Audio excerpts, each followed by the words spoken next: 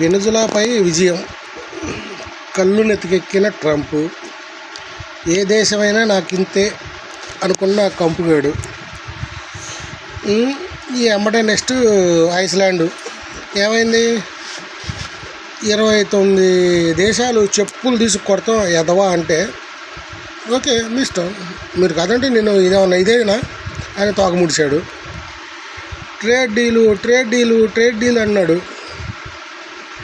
చేస్తే చేయలేదంటే మానే భయ్యా, ఇంకా గట్టిగా అంటే ఇంకో 3 సంవత్సరాలు ఉంటావు నువ్వు అని మనోళ్ళు కూడా పట్టిగా అంటున్నట్టుగా ముట్టినట్టుగా వదిలేశారు.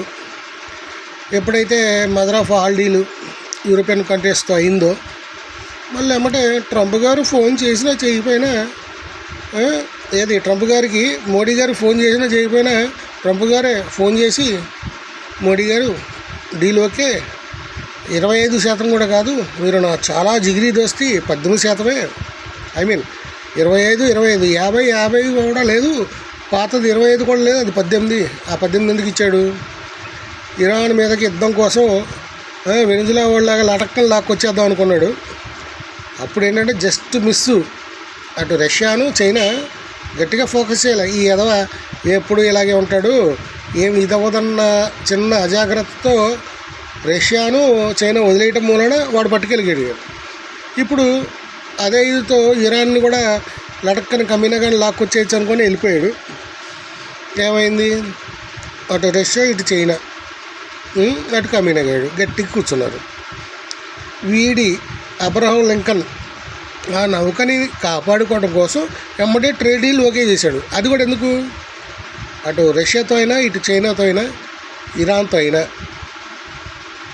గట్టిగా ప్రేమతో లొంగ తీసుకునే ఒకే ఒక దేశం భారతదేశం.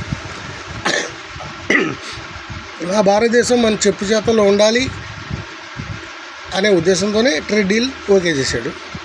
రేపు గనక ఇరానుతో వీడు యుద్ధం చేయలేడని వాళ్ళే, అరే పిచ్చికొక్క నీ అబ్రహం లింకన్ గాడిని ఇక్కడ ఎన్ని రోజులు ఉంచుతారని వాడు ఒక 10-15 మిసైల్ ఎసిరితే, అప్పుడు ఆల్రెడీ ఒక్క డ్రోన్తోనే 1,000 కిలోమీటర్లు వెనక్కి వచ్చాడు సముద్రంలోంచి. అరిసే కుక్క కరవదు, మురిగే ట్రంప్ గాడు కరవలేడు. అది ఏదో మొన్న ఒక్క విజయం, వెనుజులా మీద విజయం, వాడికి కళ్ళు నెత్తి మీద కాదు ఎక్కడో పెట్టేసుకున్నాడు. ప్రతి దేశం కూడా అలాగే ఉంటుందని వాడు లుచ్చేతనం. అది రే ట్రంపు, నువ్వు ఇరాన్ మీద ఒక్క బాంబు వేయలేవు, ఇరాన్ని చేయలేవు. మొన్నంటే ఏదో నీ అర్ధరాత్రి చెప్పజేయకుండా శాంతి చర్చలు 13 రోజులు యుద్ధం ఉండకూడదు అని చెప్పేసి ఆడముండా కబుర్లు చెప్పి, కొజ్జా కబుర్లు చెప్పి నీ బాంబర్ల ఫ్లైట్తో బాంబులు వేయటం కాదురా. ఇప్పుడు ఏమన్నా వేసేసి వెళ్ళిపోయావు కదా. లుచ్చేదవా, నీ బతుకంతా భయపడేవాడు ఉన్నంత రోజులు భయపెడదాం అనుకుంటావు. నువ్వు భయపడే రోజులు ఏ రోజైతే ఇండియాతో పెట్టుకొని ట్రేడ్ డీల్ని ఇలా చేస్తా అలా చేస్తా, రష్యా దగ్గర ఆయిల్ కొంటే ఇది చేస్తా అన్న రోజునే పోయిందిరా.